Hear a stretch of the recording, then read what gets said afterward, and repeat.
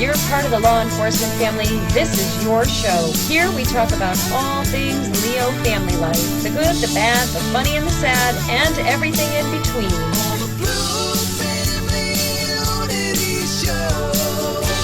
The Blue Family Unity Show was created, written, and produced by Elsa Kurt. Music written and produced by Dan Tracy.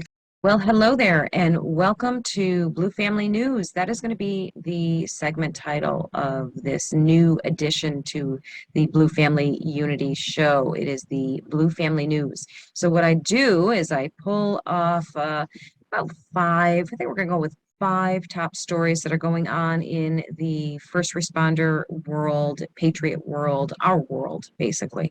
And we talk about them. We read them off. We get caught up a little bit on what's going on, and yeah, it's gonna be fun. I like it.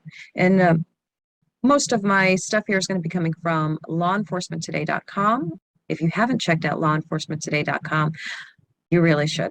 I am part of the Law Enforcement Today family. I head their LET Family Unity division, where we're going to be doing some really great things coming up for you guys. Where our focus is on law enforcement families, first responder families, and ways to make life better, more fulfilling, and give you guys lots of resources and tools and entertainment and fun and all kinds of good stuff too. So if you would like to join us, join LET Unity, you can use my code Blue Family and get 10% off your membership. So go check it out. It's a great site, and what a surprise, I highly recommend it. But I seriously do. It's great. So let's get over to the news. What are we talking about today? So I'm literally scrolling the headlines. I'm sitting here looking at my laptop, scrolling the headlines, see which ones we want to talk about. Oh, I know the first one I want to talk about. Are you ready? All right, so this isn't police related, but we got to talk about this. Nicki Minaj. Wow. Right? If you haven't heard, rap superstar Nicki Minaj defends right to question government authority, compares cancel culture to communist China. So yeah, Nicki Minaj went off on her social media platforms, and she got attacked, and instead of backing down, she doubled down, which I thought was pretty cool. I actually like Nicki Minaj. I like her music. I do. Not going to deny it. Can I name any of her songs? No, I can't. When she comes on the radio, I like her. So, whatever. So I guess let's see what happened here. In a recent Instagram post, rap superstar Nicki Minaj defended her right to question government authority when it comes to the COVID-19 vaccine. She said, "You should be able to ask questions about anything you're putting inside your body." Hang on, I'm going to let her speak for herself. Take a listen. You can't speak for the fear of the mob attacking you. If that doesn't give you chills up and down your fucking spine, this is scary.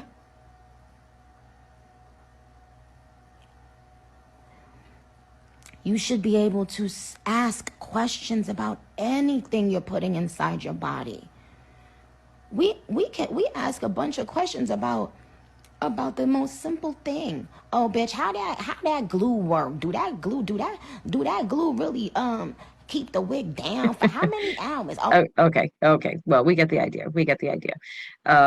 Yeah. So how about that?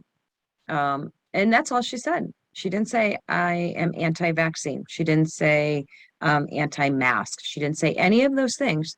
She simply said she's asking questions. She would like to know some answers before she makes this decision about something going into her body. And she was attacked. The mob, the cancel culture mob, went on the attack, and she defended herself. She didn't back down.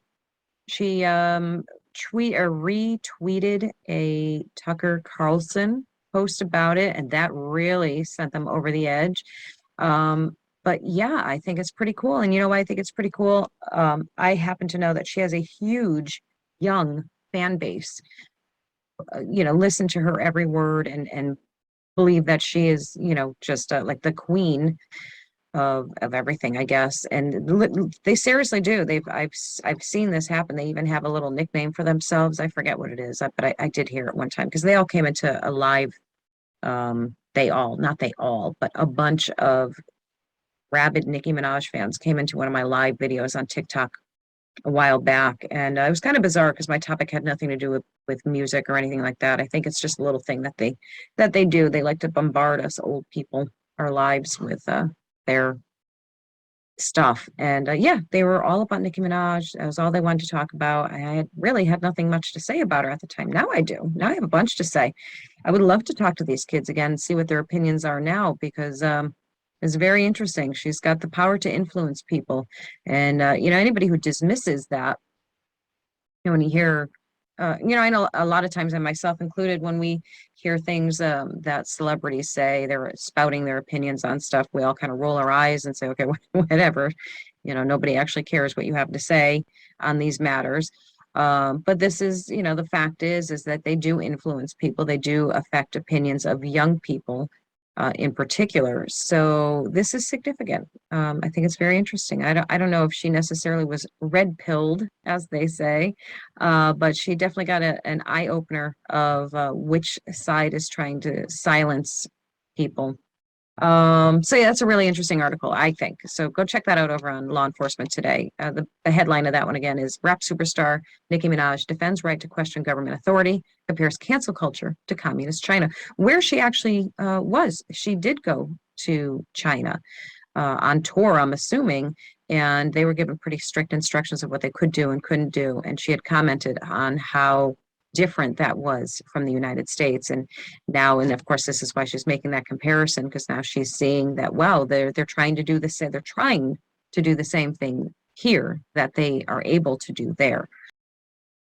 So yeah, that's definitely worth checking out. Let's see, what else have we got? Looking at some headlines, checking out the headlines. What else can we read about today? Oh, so we have two stories here, two very separate stories, but they're very interesting for the same reason. One is, despite activist demands, grand jury clears Portland officer who fatally shot man who tried to stab him. And we have another one here, grand jury clears Oregon officer who fatally shot knife-wielding suspect. Now it's time for him to sue. So you've got two very separate cases, of course. But with the whole defund the police movement and the activists going crazy over everything that police officers do within the scope of their job, 99% of the time, by the way. It's good to see that our police officers are getting defended in some of these cases and their rights being protected. The right to do their job is being protected. So in Portland, Oregon, on Wednesday, September 15th, prosecutors reported that a grand jury found no criminal wrongdoing in a fatal officer-involved shooting where a man was brandishing a screwdriver at police. So basically the gist of it is they responded to a call by the suspect, by the way. The suspect called 911 because he was having a mental health crisis of sorts. And when they arrived, they were speaking with him. They offered to take him to the hospital, which he agreed to. And the officers then said, well, we have to pat you down before we transport you. And that is apparently when the suspect kind of lost his shit and pulled a sharp-edged screwdriver from his pocket and began moving towards a police officer who drew his weapon and obviously did the obvious things that they do, which is telling them to drop the weapon, that made the suspect move faster towards the police officer, who had no choice but to fire his weapon twice, killing the suspect. I think he died on the way to the hospital. So what the activists always like to say is, it was only a screwdriver, and they like to say, well, he had mental health problems. Well, mental health problems doesn't mean that you can attack a police officer. It doesn't work like that. A police officer isn't just going to go, oh, I'm sorry, you have mental health problems. I'll just stand here while you murder me. It doesn't work that way. A police officer's job is to stop a threat. They don't shoot to kill. I mean, we go over this so many times. It's like a broken record. They do not shoot to kill. They shoot. If they have to shoot, they shoot to stop the threat. Simple as that. It's an unfortunate circumstance. It's an unfortunate case. They did everything that they could to have it go otherwise. And I'm glad that a grand jury recognized that. So that was, unfortunate for the person who died. You know, we never applaud when people are die, you know, obviously, but this was a case where that was the circumstances brought upon by the suspect's actions. So, as far as the Oregon, I didn't read the Oregon officer one yet, so I'll take a quick skim for you. Grand jury clears Oregon officer who fatally shot knife wielding suspect. Now it's time for him to sue. So apparently he's going to be suing former Tigard police officer that was under investigation for a fatal shooting will not be facing charges in connection with the incident.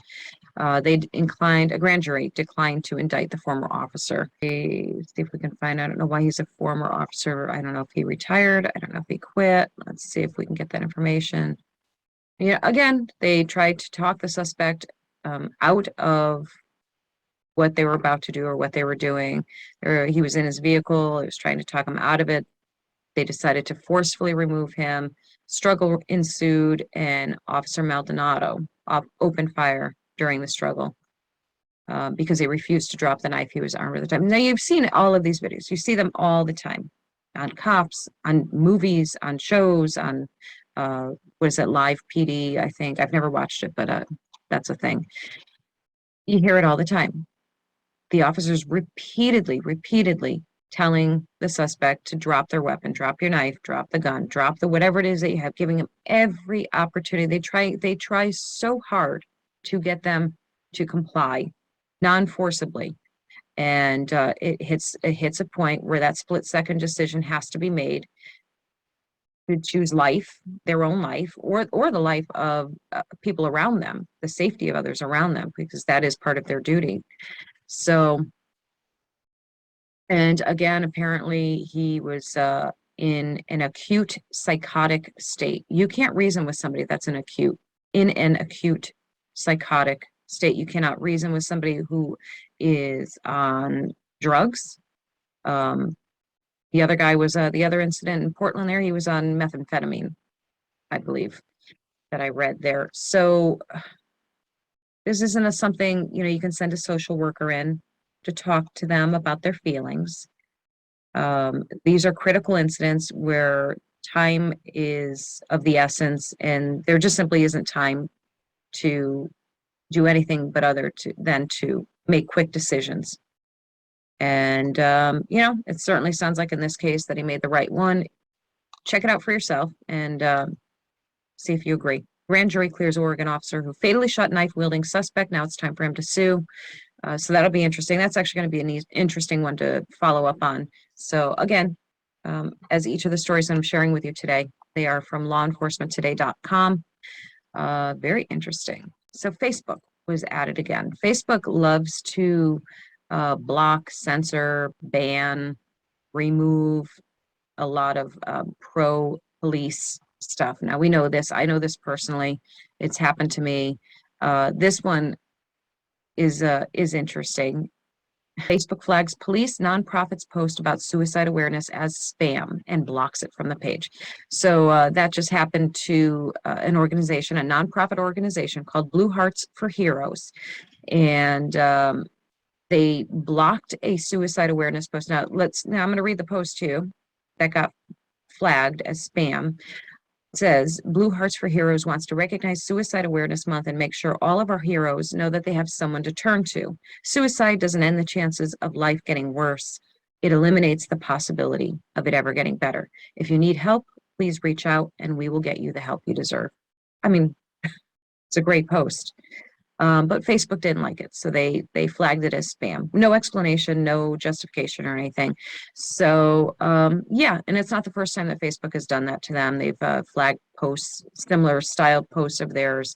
Again, nonprofit, doing good things for good people. It's just crazy, isn't it? It's just insane. So what Blue Hearts for Bears does is hang on a second. All right, so, sorry, Blue Hearts for Heroes. It was founded by both active federal and local law enforcement officers that aim to assist law enforcement families with children who have special needs.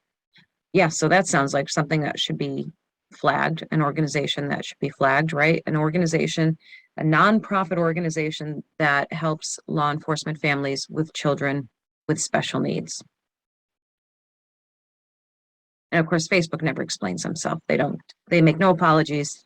They just do whatever they want, and that is that. But if you would like to check out Blue Hearts for Heroes, there is a link for this organization in this article. So if you go over to lawenforcementtoday.com, you can Facebook flags police nonprofits post about suicide awareness as spam and blocks it from the page. So go check that article out, get the link for Blue Hearts for Heroes, and maybe help them out. That would be pretty cool. Oh, let's see. I'm checking out one here that says wolf in sheep's clothing. What's this? Missouri Attorney General, current Senate candidate, has history of helping communist China. Whoa. I would suggest you check that one out. Here's a couple other ones. This one is out of New Orleans. New Orleans 911 operator wanted by police for allegedly hanging up on people on purpose. Hang on a second. New Orleans 911 operator wanted by police for allegedly hanging up on people on purpose. So she was intentionally hanging up on people in need of help. That is not cool. So there's a whole article about Precious Stevens, who worked for the Orleans Parish Communication District. She's wanted for malfeasance in office and interfering with an emergency communication. She is accused of deliberately disconnecting 911 calls without obtaining the necessary information to send aid. That's not good. Yeah, that's bad. That's going to be bad for her. No information has been released on the nature of the emergency calls, nor if her actions resulted in any injuries or deaths. So, all right. In our last story, former police chief says, pay attention as UN Secretary General hints towards establishment of new world order. What the actual hell? United Nations, and here we thought this was all about a little virus. Think again. This is about control. You can take that to the bank. And of course, as always, leading the way is the anti-American United Nations. This is an article by Pat Droney. And this is pretty serious stuff. And I really think you should get over there and read this one. It's not too long. It's not going to take you forever to read, but it's really worth checking out. All right, guys, that's going to be it for our Blue Family News for today. Tomorrow we'll be back with more of the headlines, and we'll see you then. Take care.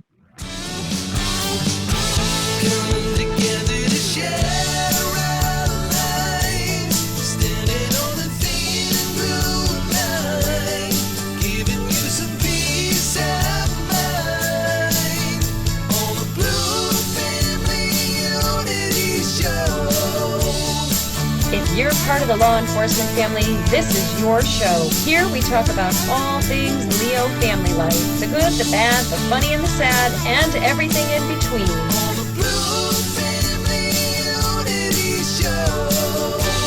The Blue Family Unity Show was created, written, and produced by Elsa Kurt. Music written and produced by Dan Tracy.